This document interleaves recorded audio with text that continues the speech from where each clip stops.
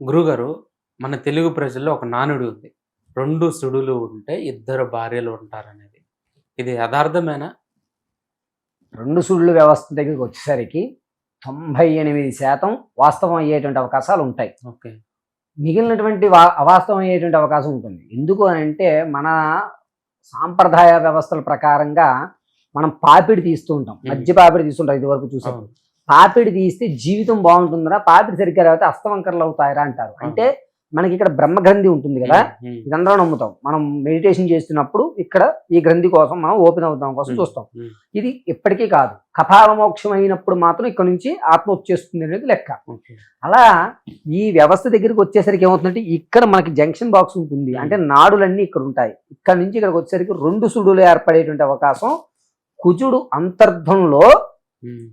అంతర్ధంలో రాహువు జననంలో అంటే లగ్నంలో కూడా కుజుడు ఉండి, ఆ అంతర్దశలో రాహు ప్రవేశించి జనించినటువంటి సమయం యమగండ సమయం కానీ వజ్ర సమయం కానీ అయ్యి ఉంటే ఖచ్చితంగా 2 సుళ్ళు ఏర్పడతాయి.